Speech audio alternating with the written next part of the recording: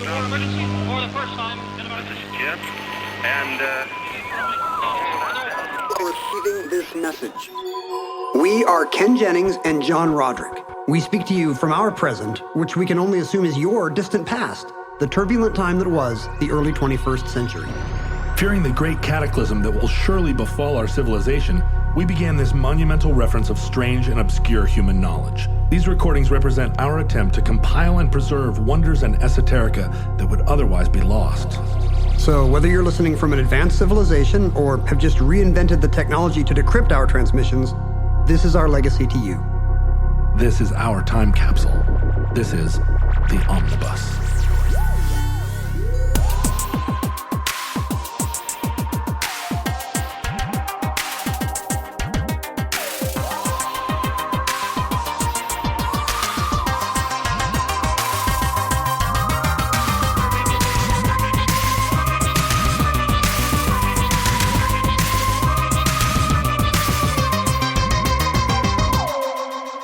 You have accessed entry 215.PR0812.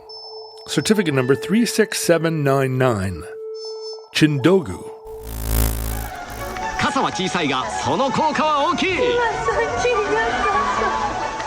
Have you ever invented anything? Like just even in your head, like, you know what? Oh, for sure. Like if an alarm clock had, instead of playing beeping, what if it played? Like if you were just... Yeah, tons of things. You know, I was definitely working on cold fusion for a long time, and then I think also alchemy. I had different programs that I ran. Well, I don't think most of the things you would need for either of those would be available to the layperson. Did you just think you could get like do cold fusion with some Progresso soup and some copper wiring? It's the classic Dunning-Kruger effect. I know just enough about things to think I know about things. You're the one to crack it. And so, no, but I'm always making little gizmos, but I guess I can't separate them from all the like scripts and media properties that I'm also inventing and not following through on. And it's hard for me. You can't miss elevator pitch for a summer box office. No. It's blockbuster. Meatballs, but also Deer Hunter. It's Meatballs and Deer Hunter. But I'm trying to think of like a good invention, and I can't quite. Kids are always like gadgeteers. Yeah, right. Right? Well, Rube Goldberg definitely was a phase.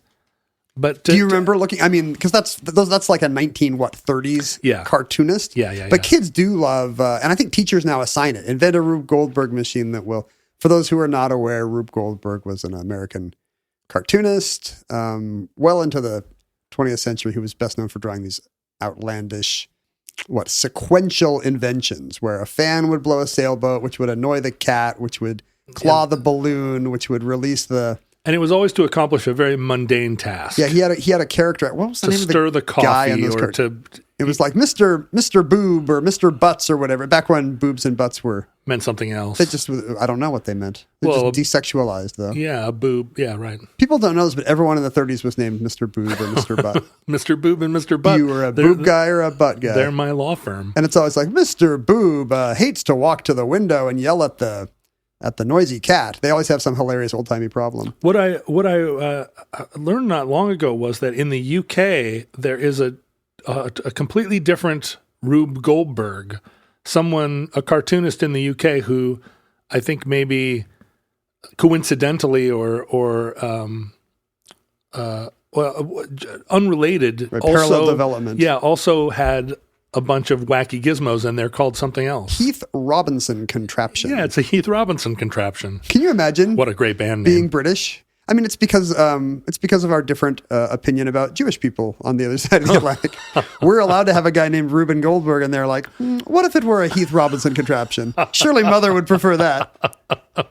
But there are, and then once I realized that, I think internationally there are a half a dozen different Rube Gold. I think New Zealand has their own Rube Goldberg. I should have done a little moment of research to see if there's a precursor. Like, I'm sure there's not. I'm sure Ovid wasn't writing about outlandish step-at-a-time processes and gadgets, but like after the Industrial Revolution, was there some first guy who was like, It would be amusing if I used to try and construct usable Rube Goldberg machines, and the one that I worked the hardest on was in the early 1980s, 1980.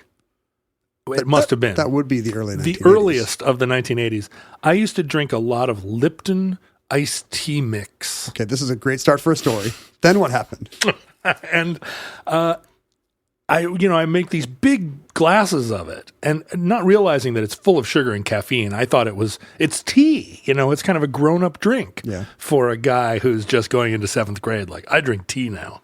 Well, no, it's just like sugar pop. But I drank it by the gallon, and I got tired, Ken, of having to mix Lipton tea as often as I wanted mixed Lipton tea.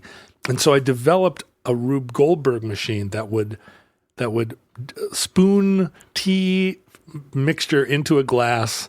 You were Mr. Boob. And then pour a pitcher. I had a pitcher of water there. I worked on it all summer to get it so that it didn't spill all over or fail. Did it work? No, it never worked. I mean, yeah, but I had to, like, it's the Rube Goldberg thing where you have to kind of put a finger on it. You have to tip the scale or make sure, hold the thing so it doesn't fall. Those inventions are always impossible. There's no way to guarantee, and that's kind of the joke. There's no way to guarantee that the dog will actually eat the hot dog at the right speed that would, unless you're okay go and you have $1 million to throw at it.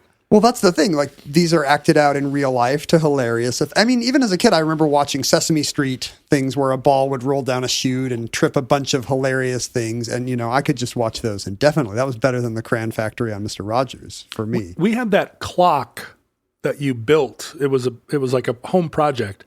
You built this clock that had ball bearings, and every minute it would drop another ball bearing, and then the ball bearings would collect, and gradually their combined weight would cause another layer to drop, a lever to drop, and then they would all go down at the half hour or whatever. And I've seen those. And it was so freaking loud, and it sat in our living room, and it was there for years. And you could hear the little engine running, but then every time a ball bearing went down, it was like conk, conk, conk. And somehow we lived with it. It would drive me crazy now. Modern people love, and especially I think, do you think it's still the case? Maybe this is a pre-digital thing, but 20th century children loved the idea of the gadgeteer who wakes up in the morning and his bed tips him into his pajamas, and then a treadmill takes him into the shower, and then something fires the eggs into the skillet. And isn't it the opening of the Jetsons? It's in Jetsons. It's in Wallace and Gromit. It's in I just had another one and I lost it. I guess Scrooge McDuck had one of these guys who was always, they loved the idea of and I don't know what the appeal of the mechanical tinkerer is. Well, it's, the robot, right? We're all hoping that one day the robot will. Is it just labor saving? Is it the same way a 50s housewife would just love a better dishwasher? Like, you just wanted someone to stir your tea for you because you were a lazy A-butts? Yeah, it's in the same family of like a whole turkey dinner in a pill. It's kind of astronaut technology. But we loved that at the time, but then in practice you would hate that, right? Like, all those inventions were just terrible, kind of aseptic, clinical. They would strip all the joy out of life. Well, I mean, the whole gamer culture that developed Soylent, and I mean, 10 years ago or however long ago that was, Soylent was in all the blogs, and it was gonna release us from the tyranny of having to cook and enjoy food. You could just sit you'd never have to leave your game console. You could just sit and drink this. It wasn't made from your fellow gamers, right? Well, that was the thing about the name. Like, what were they They actually called it Soylent? It was called, so I still have some. Well, it was just a goo that would come up through a straw so you wouldn't have to pause your game? Some millennial in Silicon Valley was like, what are the nutrients that are necessary for human life? And they made a list of all the vitamins and minerals. And they were like, well, what if we just put those into a jar? And it was like, well, it's basically called Metamucil. It's a grainy muck. And they were like, yeah, but if you only had to drink 2 shakes, in scare quotes, 2 grainy shakes a day, You never had to get up from your computer. You didn't have to, you could live in your studio apartment in East Palo Alto and never have to work. So laziness for food. trumps gluttony. But also then it became a component of like a new fitness where it's gluten-free, or you're going to drink this thing and then you're going to work out and you're going to become the perfect human. I think you're right. I think it is.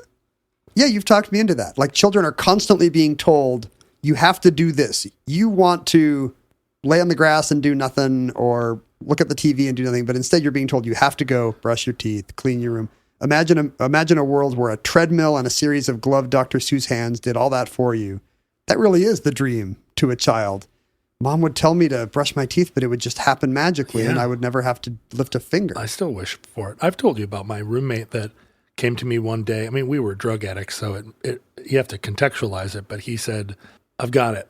And I've got it all figured out. And he showed me this pretty elaborate schematic for a meth, I assume? No. Not for the schematic, but we got that from somewhere else. I'm guessing the drug. Oh yeah, that's right. These were speedy drugs that produce schematic drawings. But he had built a suit, an exoskeleton that he was gonna wear, kind of like the suit that Sigourney Weaver wears in Aliens 2. At the end of Aliens. And the suit was going to enable him to go to work at McMiniman's clam chowder bar, where he made clam chowder and served oysters. He worked at the oyster bar. But the suit was going to enable him to go to work while he slept. Because we used to stay up all night, partying, but then he had to go to work. This is just the pants in the Wallace and Gromit thing. And he really hated the fact that when he wanted to crash, he had to go to work. And so the problem, as he saw it, was, how do I work while I'm sleeping? I'll build an exoskeleton. And I didn't have the heart to try and explain to him that, like, if he could build an exoskeleton that it would just be a robot. If he was sleeping inside, it would just be a robot, man. You can't tell that to somebody who's got a case of the schemies. Well, it just has to make some schematic drawings before he comes down. So I said that to him at some point, and he was like, no, you don't get it. I'm inside getting paid. I was like, yeah. I mean, the second they can produce a suit that can man an oyster bar, he's out of work. No, They'll he's just inside. He's getting paid. I understand this. But what if his manager realizes he wouldn't have to pay just the suit? Well, that's the thing. The sleeping man can be fired and stay home. If you could develop that suit, you would get paid because you'd be the robot man. Right. You'd make millions. And he'd be the only one. He just was thinking as far as like, how do I go to my $6 an hour oyster bar job and keep getting paid?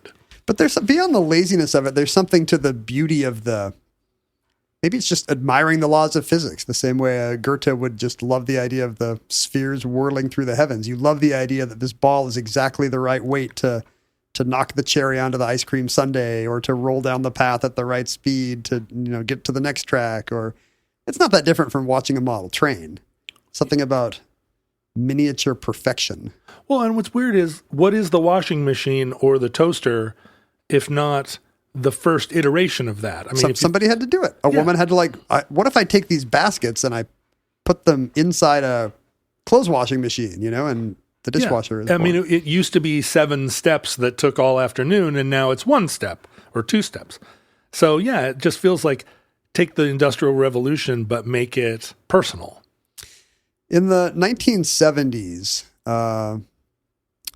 there's a post-war Japanese man who's the subject of this entry in the omnibus, Kenji Kawakami, who studied to be an aeronautical engineer, but dropped out of university in the late 60s because he got he was wrapped up in the left-wing student movement that emerged in Japan, as in the U.S. at the time. In Japan, specifically spurred on by a military treaty signed between the U.S. and Japan. That had something to do with nukes? It was, the ANPO agreement was essentially, I mean, in the eyes of this student movement, it was a betrayal of the Japanese demilitarization, because it allowed for American bases in Japan in perpetuity. Like, the deal was for 10 years, but it was like, if nobody backs out, this deal goes forever. And we are now in it's 1960. We are now in the 7th decade of this treaty, and we still got all our naval and Air Force bases in Japan. So the bases in Japan, the American military bases in Japan weren't like they were in Germany, like all immediate aftermath of World War II? Yeah, they were, but I think this codified, this is not a temporary occupation that's going away once rebuilding is over. This is the new normal. And this is very funny to me. I looked up the ONPO agreement just now, and the Wikipedia entry takes pains to note that the U.S.-Japan Security Treaty has lasted longer than any other alliance between two great powers formed after the 1648 Peace of Westphalia. Huh. Peace of Westphalia is the high watermark for this sort of military alliance. And every other one dissolves. I guess. At some point along the way. I guess. But not the U.S.-Japanese one. Anyway, it led to a lot of kind of a weird, right-wing nationalists in Japan would hate this just as much as the left-wing peacenik students would. That's how you know they got it right. Boy, I'm a comedian that gets criticized on all sides, and that's how I know it's good. I'm not racist. I hate everybody. And so Kawakami dropped out to, get involved in anti-military and anti-American activism. By the 1980s, he never gets that engineering degree. By the 1980s, he's a freelance writer.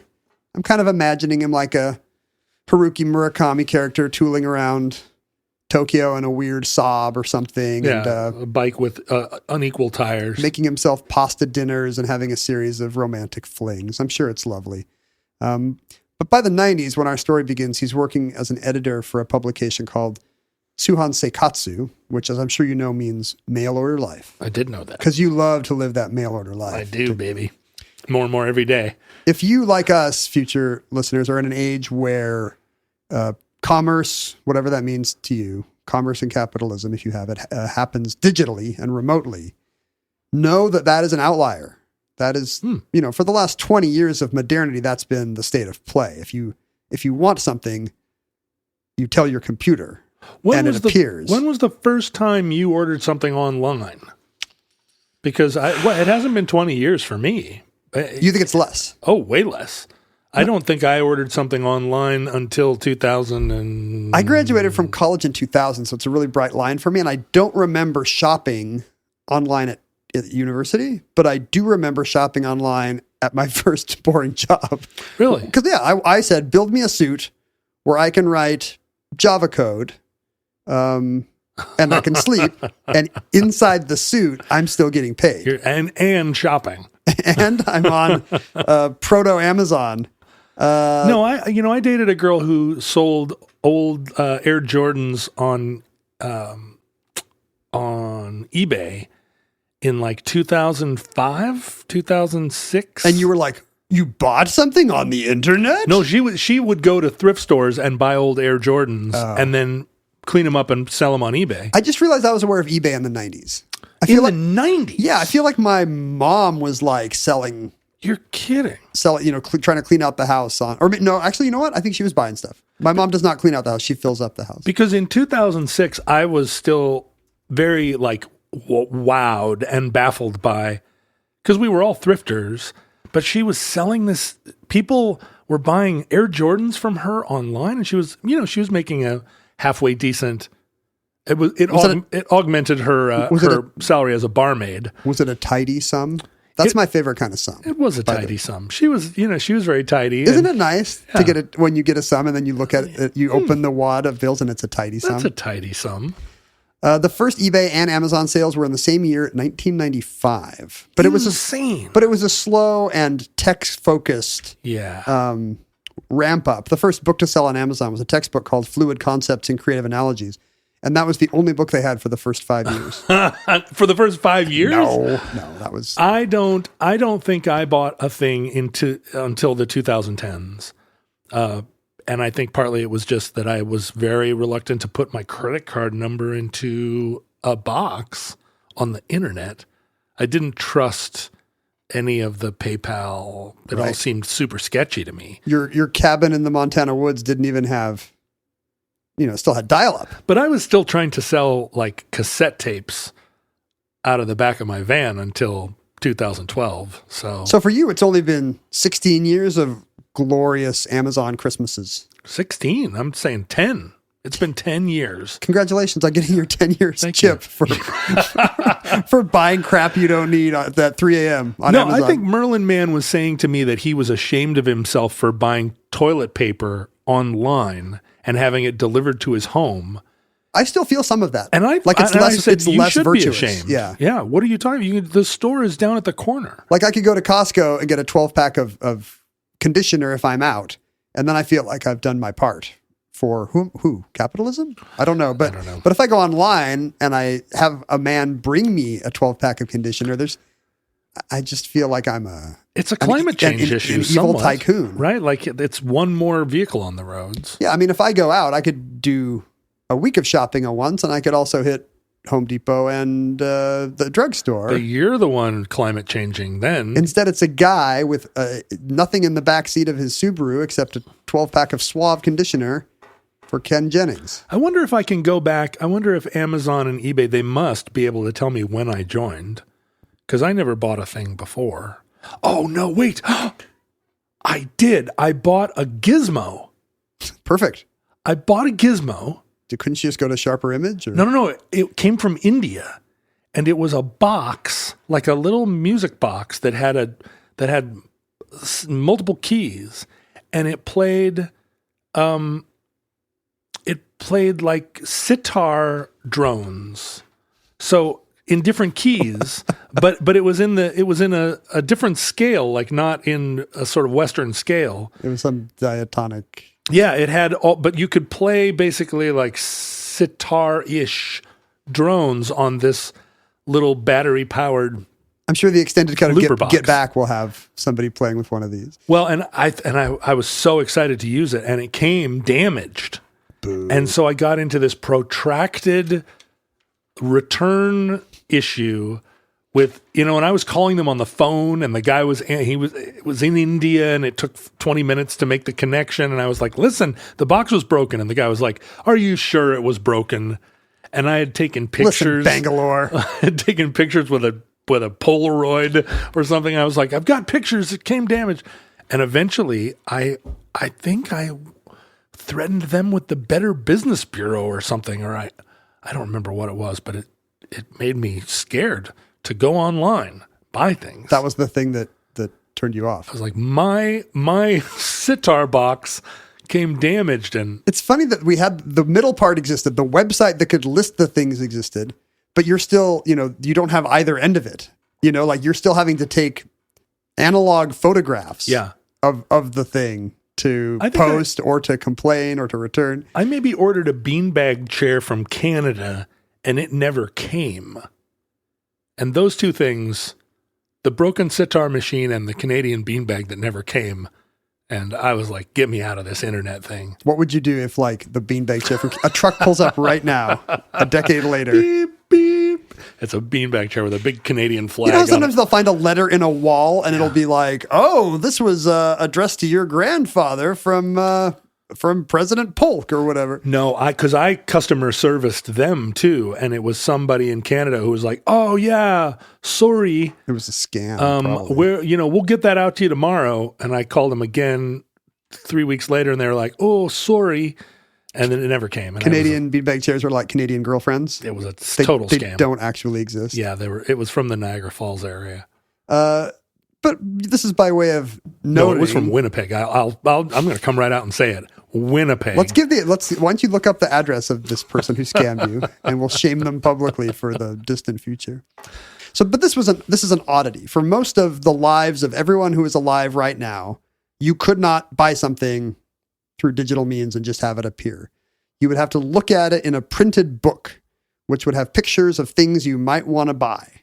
And unless there was a store near you, which for most people, they did not live near the specialty store selling the weird thing. And I remember this as a kid, wanting a weird thing, wanting a book of NBA statistics so bad and having to having to go to the weird little ad in the classifieds page at the back of some off-brand sports magazine to send away for it. You're the definition of a nerd.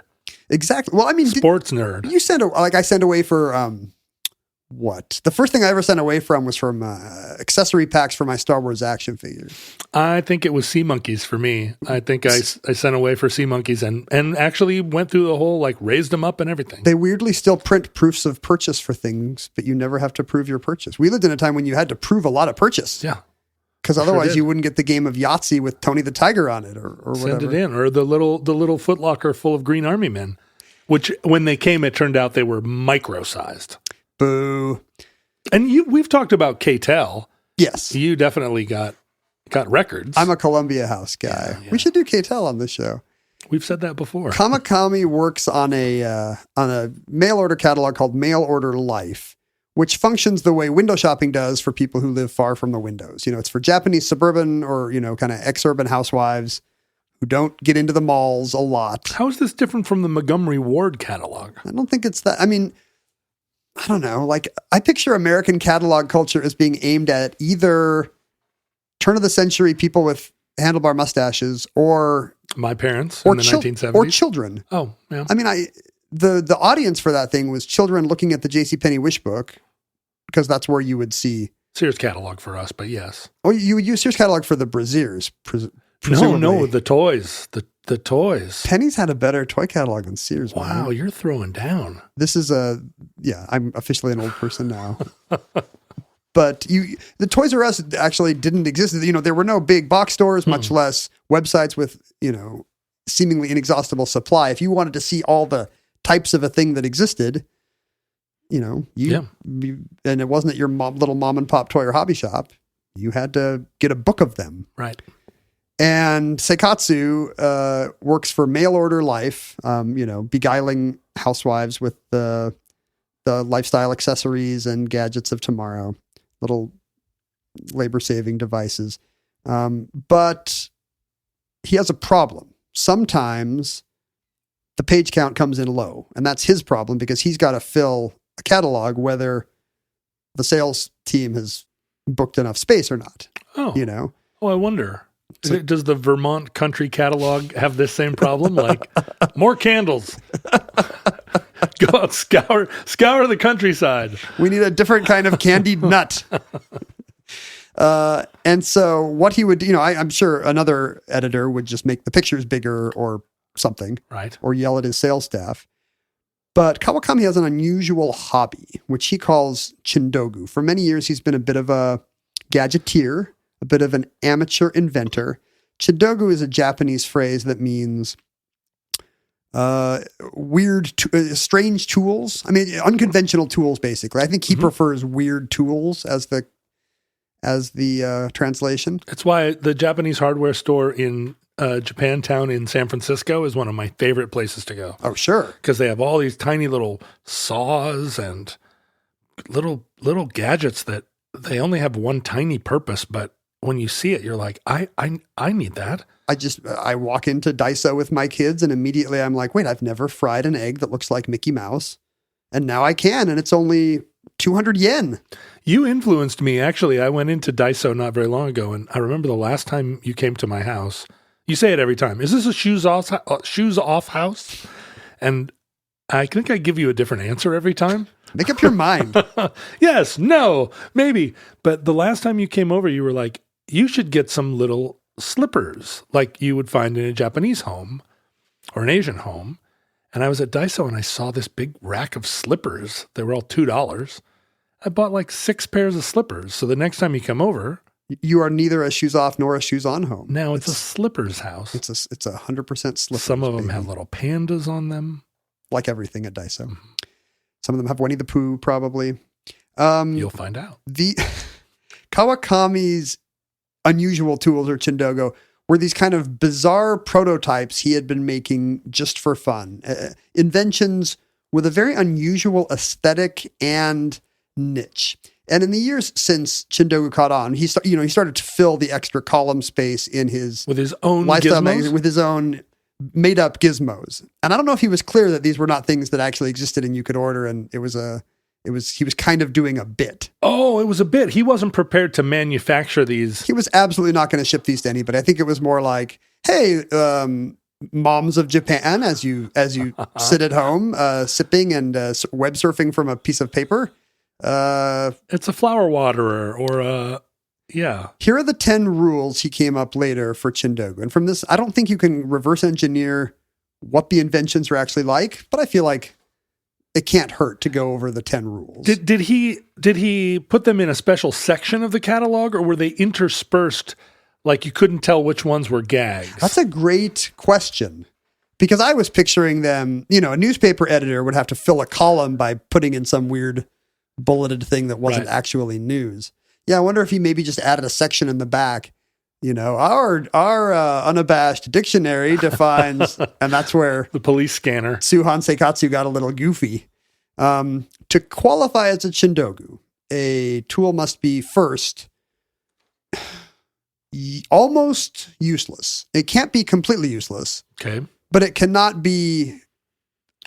have any kind of utilitarian perfection. There's a sweet spot between usefulness and uselessness that the Chindogu must thread. I'm trying to thread that in my own life every day. Number 2, it must actually exist. Oh. It must be built. You can't, it can't be a one line. Wouldn't it be crazy if they invented a necktie that also, like, it actually has to exist, and it can't be your friend's schematic. Right, or Sean Wolf's remover installer. Right. Yeah. It cannot be it's not a one-liner or a drawing like a Rube Goldberg cartoon. It would be as if Rube Goldberg actually had to build the thing with the fishbowl and the cannon and the radio and all the rest. So it has to exist and work as advertised. Yes. The third rule is, and this kind of expands upon the useful but not clause of rule number 1. It's designed not for ease or efficiency, the way, which is kind of the unspoken rule of other inventions, but it must represent freedom of thought and action. Oh. So there's a certain anarchic spirit to Chindogu, where it immediately says, you're not addressing this need in the typical or most effective way. They have to advertise their own, not goofiness, right? But their own idiosyncratic spirit. To use them is to be living a life philosophy, or yes, it's the opposite of utilitarianism. Exactly. Number 4, Chindogu must be understood by all. So you look at it and it's immediately clear what it is. It's not your Cold Fusion where you've got a pot somewhere and you think, I'm close to cracking it. Right. Like you would have to hand somebody an object and they have to immediately get not the joke, but the conceptual undertaking. Right. It can't be so specific that only a computer scientist would get. Yeah. And it's not a circuit. It's a gizmo. It's a doohickey. Number 5, it is not for sale. It exists. A physical item exists, but it's not actually. Well, wait a minute. This is starting to sound like the spaceship supply store, like a McSweeney's thing where the rubber band costs $10,000. This is where you can get a pirate eye patch, but it doesn't exist. I think that would ruin the... one thing we're going to see is that there's a lot of this springs straight from his 60s and 70s activism. It is much more compatible with Marxism if your invention does not actually... It exists, but is not for sale. So it's in the catalog to tempt, but you can't buy it. To amuse and entertain. I see. But if you were to call, it would just be like your beanbag chair. It's not coming. Number 6, they're not... I'm making it sound like they're funny, and they are funny, but they're not Rube Goldberg machines in that they exist to deliver a joke. They are not a punchline. They are earnest. Okay. They actually do address or solve some modern need. These sound more and more like me all the time. Do you think you're a Chindogu? I think I may be. I'm not for sale. I'm earnest. I'm attempting to solve a modern problem, but it's not clear whether I'm a joke or not. Do you represent a certain kind of anarchic freedom of thought and action? I believe so. You really do. That's the number one thing people say about you. I'm wondering how this differs from my own self-image, or how a stranger might describe me. You do exist. I'm a Chindogu. Almost useless. I amuse housewives. Aren't you kind of for sale though? Yeah. It depends on the tidiness of the sum. Well, that's the thing, right? We're all for sale. Anything. If somebody had offered him, $1 million for one of these, I bet he would have built it and sold it. Depending on how much he's still a student activist into his 30s. Number 7, and this is interesting because I've talked about his, kind of the anti-materialist spirit behind Chindogu. Number 7 is they do not represent any kind of ideology or propaganda or philosophy. Also true of me. They are themselves. They are not they're not a medium solely for social comment. I see. Oh, so it's not so in addition to not being a joke, it's not a pointed reference. Right. Uh-huh. Nobody's going to be like, Right. very good, Kawakami-san. I understand. It's a boss killer. I agree with you on this issue. Number 8, and this might be where you fall off the map of Chindogu. You were 7 for 7. They're never taboo. Oh. There's no edginess to Chindogu.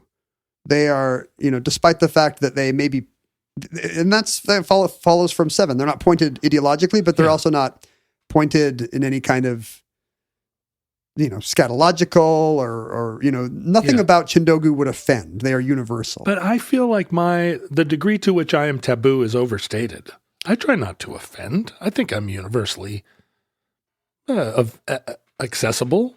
Housewives all across the world could find me amusing. You're like one of those the plugs that you take overseas that has all the kinds of plugs. Yeah, exactly. Like evangelical housewives are going to like me just as much as leftist humanist, or dislike you as equally. Yeah, I mean, I hope not dislike. Number 9, the inventions must stay in the public domain. You cannot patent. Oh, that's where we differ. Your Chindogu. Do you feel you're patented? Yeah, patent pending. Yeah, exactly.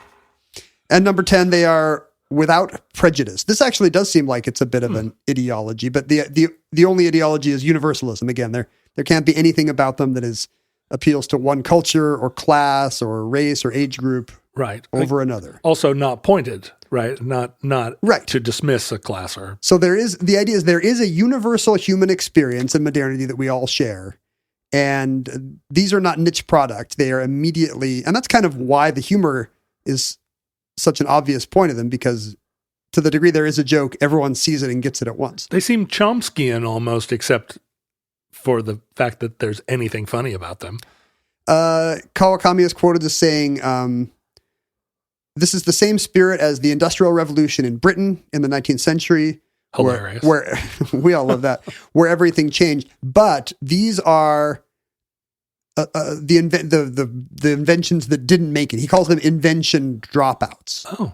And that's because I think in many cases, the compromises or the downsides are immediately obvious. Mm-hmm. When you look at the Chindogu, you can see, well, this will never catch on, and here's why. Imagine somebody who wants to dry their clothes.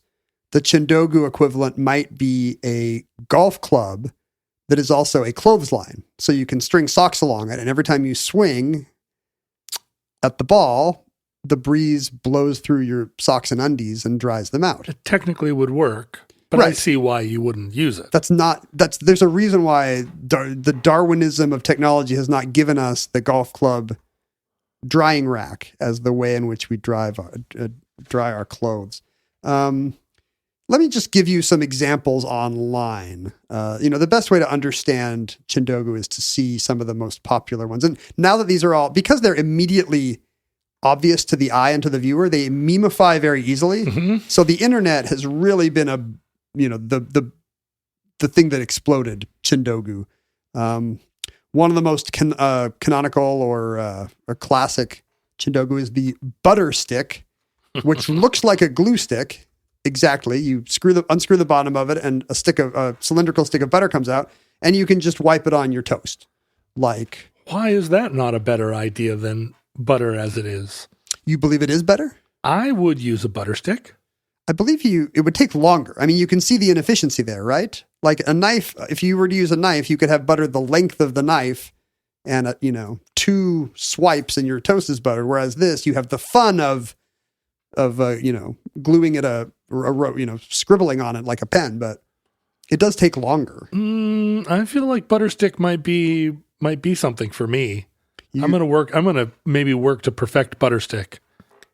360-degree camera hat for the person who, this is like A. Butts, or at some point I'm going to look up the name of the guy. But, he's standing at a beautiful view, but he doesn't know which angle to take the photo. That's why he puts on the camera hat. It's I think it's like 7 or 8 of those disposable cardboard cameras arrayed around your head. Each shutter is connected to a little tube, and you hold a kind of a harmonica-shaped device that where you can pinch it and it fires all the shutters at once. So you get a 360-degree view of your surroundings on film. I'm looking at some of these now online.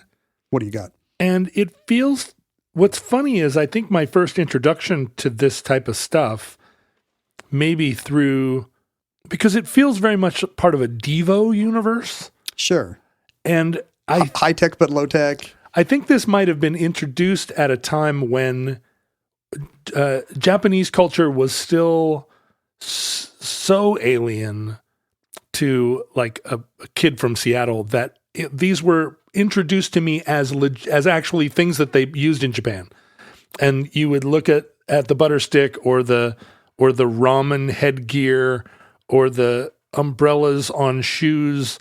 Oh yeah, so you keep your feet dry. What's the umbrella? Oh, the headgear, the ramen headgear is the flower pedal. It's the flower pedal. The rubber bib that you put around your face. Yeah, that looks like Peter Gabriel when he was singing for Genesis. But like all these things, if you had told 19-year-old me this is how they cool their noodles in Japan. A little fan hangs from the chopsticks. Yeah, in Japan, you have a rubber hand that you use to hold the thing that you're cutting, and then you hold the hand, and the hand holds the thing. Like I would have gone, oh, interesting. Like, yeah, Japan. There is a kind of a beauty, an elegance to them. Because they have legitimately like vending machines that sell used underwear in Japan. Well, and all, as we've said, like all kinds of very specific devices. Yeah, right. That we don't. So it's not just, the Japanese are nuts, which I'm sure was also a common 1980s American opinion. But it's more like the Japanese are very advanced. They have solved specific problems that we are still grappling with. Like here's a pillow that's a hat. And you put the hat on, and the pillow is behind you as part of this sort of like lion's mane of a hat, but it enables you to sleep anywhere. The one I saw, is it the one that's the hard hat? No, this is like a pillow with a soft sleeping cap. There's one like that. That's good. There's one that that's a hard hat that sticks to the subway window behind you or the train window behind you with a suction cup. Uh-huh. And a card on the front of the hard hat that says, "Wake me up at Shibuya," or whatever. Uh-huh. So that you can sleep on the subway. Your hair doesn't loll because it's suction cupped to the window behind you, and your fellow train passengers will tap you on the shoulder at your stop. Instantly understandable. Here's if you spill a small set of things on the floor, you don't want to get out the big broom and dustpan, but luckily you have your shoe broom and dustpan. It's a pair of shoes where one has a little broom at the tip, the other has a little dustpan at the tip, and by doing a little dance, you scooch the stuff into the toe of the other. Here are the chopsticks that have a little fan, so that every time you lift the noodles up out of the soup, the fan cools the noodles by virtue of being attached to the actual chopstick. And that solves a Japanese problem we don't have, which is the noodles must be eaten uncomfortably hot, which is why there's a lot of slurping and smacking of ramen and udon. But you'd still burn your lips unless you have a little fan. Here's a lipstick stencil, which kind of looks like a Hannibal Lecter mask that you strap around your ears, but it has the exact lip shape. So instead of drawing very carefully a Cupid's bow, you can just swipe, and you've got your perfect lip outline. Double-sided toothbrush, so you brush top and bottom at the same time. I learned that the Japanese are very interested in toothbrushing technique.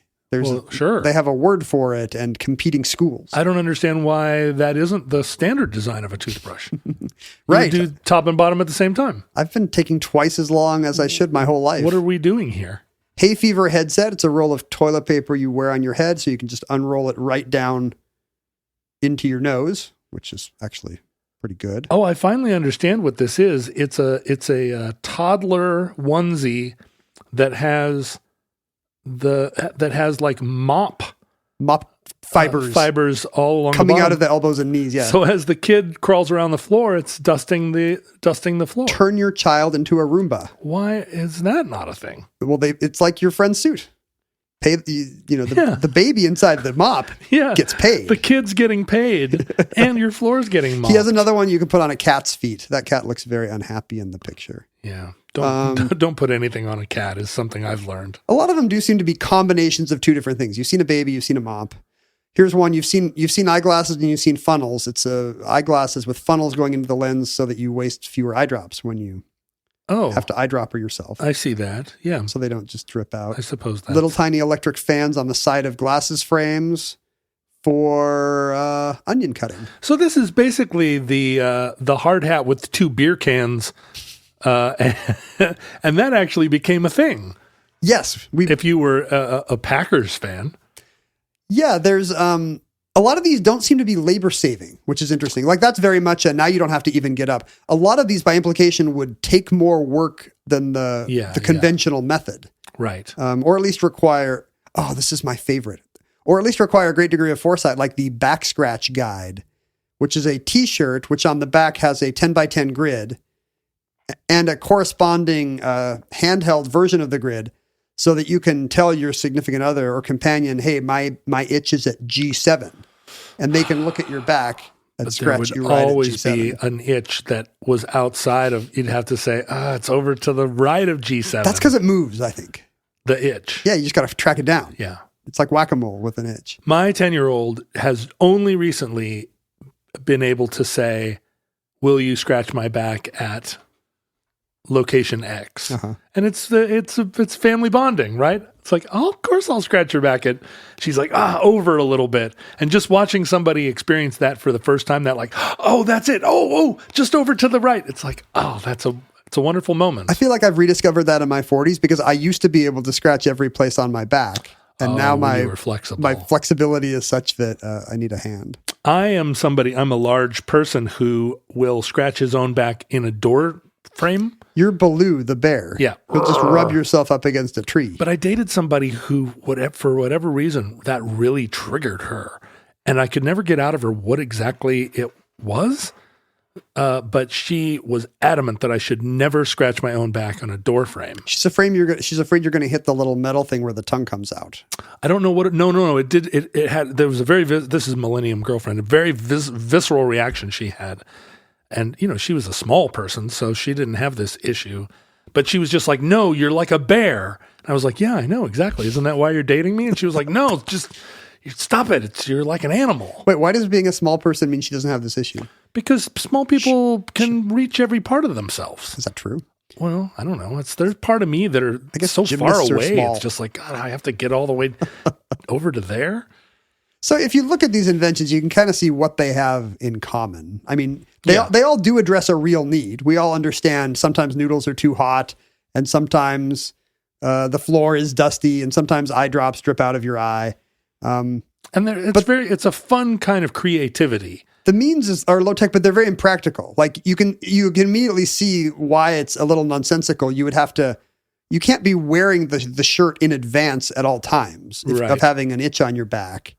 And, that is true for a lot of these. If you spill something, you're just hoping you're already wearing the pair of shoes that has the tiny broom and the tiny dustpan on them? Well, so here's a question. How are these different from, there is a dividing line, but it seems very, very narrow between these and things that you would actually see in the Hammacher Schlemmer. Yes. Or I would believe Butterstick exists. I would believe Lipstick Stencil exists. Maybe even the umbrella shoes.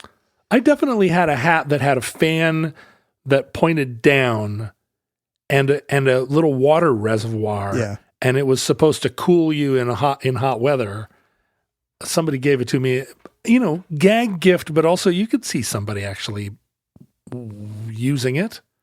Maybe the unwieldiness is part of it. A lot of those things, even the ones that are a little goofy, like the 2 beer cans on your head, unless they're specifically designed for goofiness, they're going to try to be a sleek, attractive solution to the problem. And these get a lot of their mileage out of being the least sleek alternative possible. A full-size umbrella over each foot to keep your shoes dry, nobody's going to wear a massive roll of toilet paper on their head just because because the pollen index is high. They're sort of Duchampy too.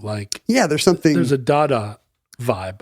And I think, a lot of the rules where he says, there's no philosophy, that you can see the surrealism there, the Dada of there's no taboos, but there's also no ideology or prejudice or it just is what it is. But to the degree that they do have an ethos, it does seem to be a critique of materialism. Right. The idea that maybe the critique is our consumer culture is so out of control that somebody might buy an elaborate way to get the eye drops in their eye better, or a more fanciful or showy way to mop a floor. Well, and also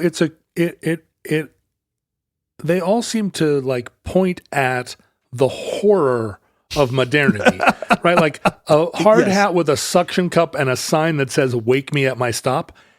Like the implication is that life is in a healthier era. Yeah, when we all lived in the woods, you would not need one of those. You wouldn't fall asleep on a train. You wouldn't. Yeah, and a lot of them seem to be jokes about the modern pursuit of efficiency as a god or an overall good. You know, the idea that you would put socks on your golf club so that they would dry a little in your backswing is it's an implicit joke about the idea that a golf backswing needs to do two things at once. Yeah, that it somehow converts your leisure time into work. You're getting paid. If you're not doing two things at once when you're on the links, what are you even doing? Right. And nowadays, now that I'm just getting this one, the solar powered flashlight. I feel like that one is a punchline, isn't that? That's a gag. I feel like that's a Polish joke or something, right? Do they also have screen doors on submarines? Yeah, straight from the 1970s. But like the selfie stick. Well, that's what I was going to get to. Let me finish with the selfie stick. I mean, the other thing I was going to say about all these is in a digital era, they all seem just courageously tactile, Yeah. Like they're all things you can touch and maneuver and immediately grasp and understand. It's not an app, in other words. Right. Whereas today the idea is how much of my life can I solve with a black rectangle that has no buttons at all? You know, like how far can Apple go in removing any buttons or switches from their interface? When Merlin and I record our other podcast, Roderick on the Line, if I write him, we start at 11 to record, like we do here at Omnibus. If I text him before we record and say, hey, can we push 15 minutes because I need to make coffee or something, he will actually send me a calendar update for the new record time at 11:15. And when I say, why do you do that? That's crazy. He's like, look, you have your system, I have mine. And he manages it that closely. Does it please him that everything happens at the time it is in his calendar, or is he genuinely worried that you might forget while making coffee? I have no idea, and he's impenetrable. Like I can't actually figure out what it is doing for him.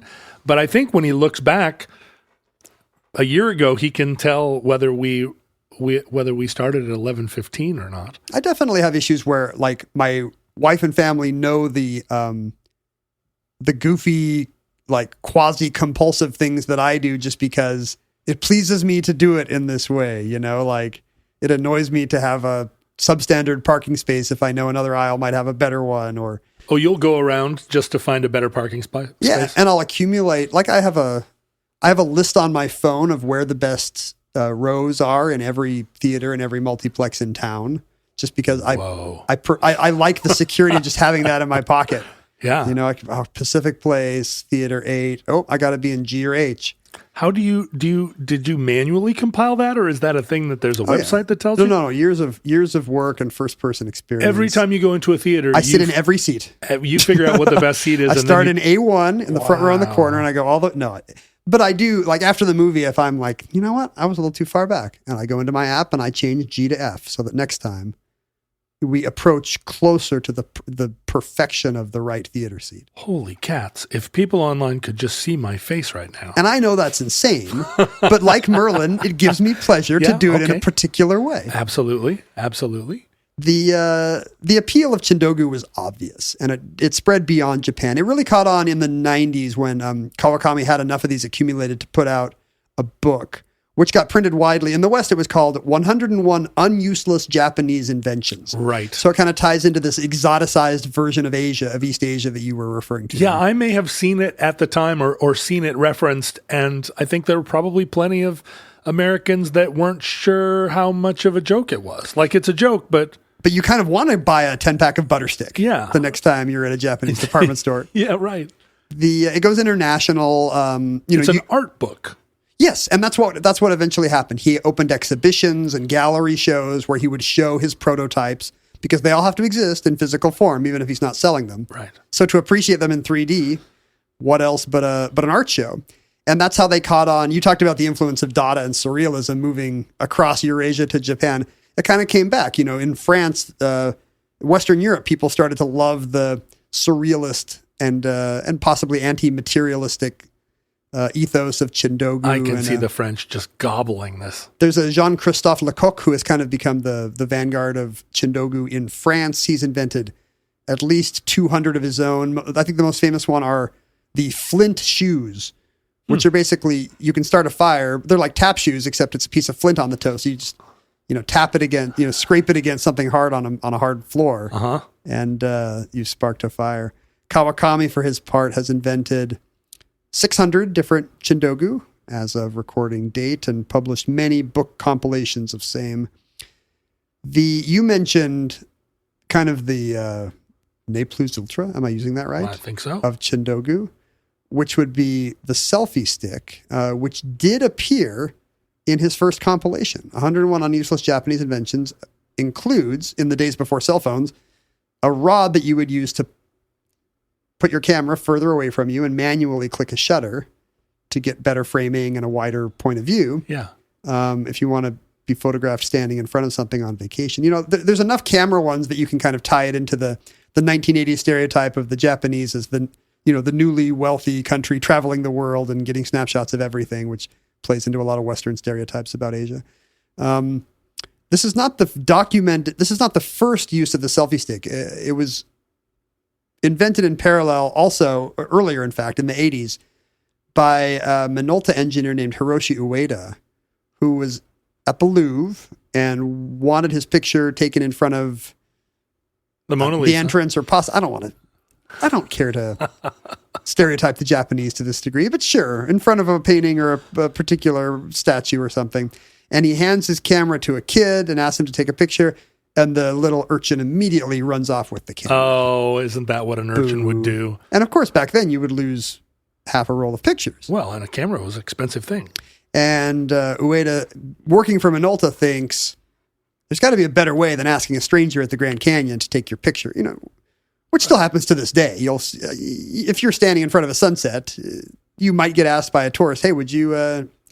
I take a lot of pride in giving that tourist a good set of pictures. If somebody asks my group, I will immediately jump forward and be like, yes, ma'am. I can do this for you. This is going to work out great. You're in safe hands. But you've done it where the camera has come back to you and you've gone, those are the pictures you took? I have.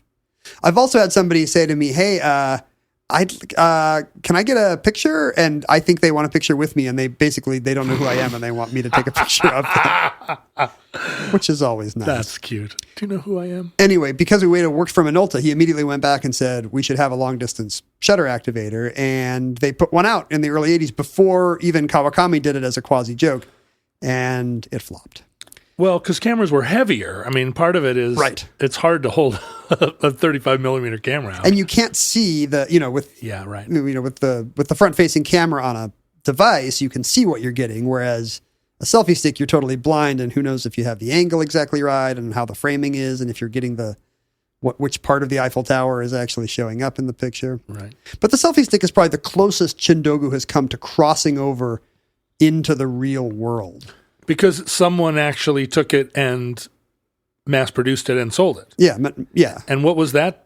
I mean, do they owe royalties to...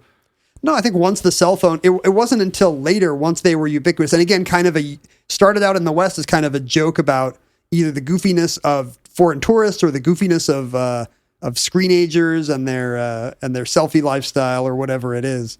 I have never heard the term screenager until right now. We like to use it ironically at our house. Well done. Like if one of the kids is on their phone, they look up and the other kid is on their phone, they'll be like, hey, what are you doing, screenager? Or they'll call me or their mom a screenager. But I think it was rediscovered once it was already out. Hey, this thing has already existed twice. Kawakami did it as an art object, and Minolta actually tried to sell it with film cameras in the 80s. This is a thing.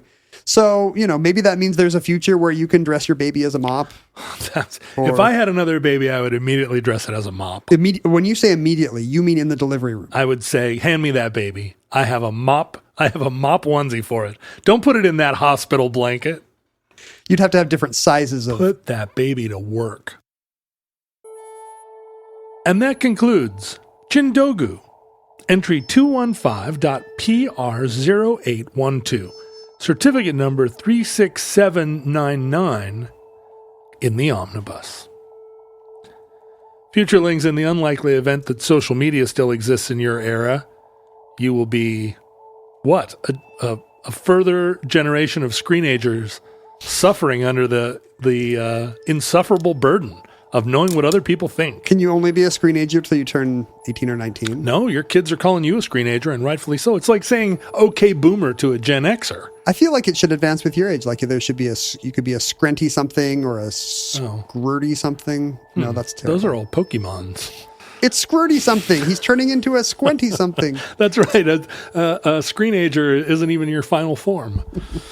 You can go to @OmnibusProject, @Ken Jennings, @John Roderick at various places on the internet and find, I don't know what you're looking for, but maybe what you're looking for is there. Send us your inventions. That's right. You can send us your inventions to our email address, which is theomnibusproject@gmail.com. You can send us your actual Chindogus or useful inventions at P.O. Box 55744, Shoreline, Washington 98155. You can talk about various Chindogus on the Omnibus Futurelings Facebook page or other social media spots where Futurelings congregate. But you should only say nice things about us, and when I add extra L's to words, you should celebrate it and not be mad about it. And you can support the show and Ken's and my attempt to now come up with 5 of our own Chindogus, which I think should be a goal for us. They seem harder to do than at first blush. They do. And remember to observe all 10 of the rules, or your post will be deleted. Yeah. So, but you can support us directly at patreon.com/omnibusproject. Now it's a new year, 2022, and keeping the show flush and fun to do. A tidy sum. Gotta have a tidy sum socked away. Will keep us from falling by the wayside as Ken becomes a bigger and bigger media personality and more of a millionaire. I have to tempt him over here to the underground bunker. The Patreon must keep pace with Sony's pay. That's patreon.com/omnibusproject. You don't have to do it out of the goodness of your heart. You can you get cool perks. Yeah. Oh, there are a lot of cool perks. Show. For example, Chindogu was a show suggested by our listener Sam, who donated at the Washing Bear level for 6 months and qualified to pitch a show topic. Thank you, Sam. You already mentioned the P.O. box, right? While I was looking at the mail here. I did. You've got some mail, it seems like, stacked up. Some postcards. I mean, you're listening to this in February at the earliest, but there are some cool, we got some Christmas cards. Tess sent us her cats, Pippi and Buster. Look at them. Andrew and Ethan in Ypsilanti. Show that to me a little bit better. We got cats. Hello. We've got what you put your hand right over Andrew and Ethan's faces. Sorry. We got cats and a good-looking gay couple. They have very similar smiles. What attractive smiles? Do you think they both go to the same veneer dentist, or they seem very fit? They share a whitening regimen. I would say that if in all of the pictures that have been taken of the two of us standing next to each other, you and I, neither of us have ever smiled with the kind of electric smile that those two have. Maybe it's because they're happy. Maybe they're genuinely happy with each other, and that shows in the photo. We should try that. The Stark family sent us a picture with their dogs. It looks like maybe a cool animated a boardwalk caricature. Yeah, they had that done at Disneyland. We can save these postcards for a different. I guess this is a New Year's card. We'll count this one from Rebecca, who sends us. Oh, a lighthouse out in the distance. A lighthouse off, maybe in Lake Michigan, I believe. Does the Lake Michigan coast have its own shore? Have its own? I don't know. That's how the Edmunds Fitzgerald wrecked. There wasn't a lighthouse. Somebody was out in the middle of the lake. Oh, that's Lake Superior, surely. But yeah, I do not know the lighthouses of Chicago. We also got, and I was wondering whether we should open this on the show because this did not come to the Omnibus P.O. box. Oh. I told you this. Somebody dropped it off at your house? We were talking about e-tail on the show. Yeah. I bought like a self-published, unfindable comic book on eBay the other day. And the thing about that is you have to put your name and address. Right. Which means if anybody sees, oh, this is going to Ken Jennings in Seattle, they might know who they're sending their collector's item to. How many Ken Jenningses in Seattle can there be? And in this case, the seller must also be a fan of Omnibus because he sent us each a personalized gift pack along with the thing I actually ordered with caricatures of us. He sent something to me. Just because I won his eBay auction. Now, wait a minute. I recognize this artwork. I feel like I recognize this artwork. He sent you a copy of his zine, Creator Showcase. I believe I know this artist, at least through his work. It's not clear what his name is. Ron, I think? Ron Gandy. Ron owns a comic store in Richmond, Virginia, and apparently has a great selection of indies because I could not find this self-published comic anywhere else. I know this artist. I mean, I've seen his work. And he sent us his mini comics, which are delightful. Oh, how cool. What a great little surprise thing to... I know you love it when I get mail at your house. Or when you get emails that are like, hey, Ken, can you tell John... Hey, since you won my auction, hey, can you give John Roderick... Yes, exactly. I won your auction, so now I get to do chores for you. I love it. That's how eBay works. And so, look, a sticker for his comic store. Oh, he has a Batwang. a pantsless Batman comic he draws. Some of these are scary. You've never seen Batman without pants before. No, but I mean, he's got monsters. Well, don't read them after dark for sure. So yeah, if you ever sell anything on eBay, better check the name and address of who you sold it to. It might be like George Clooney, Malibu, California.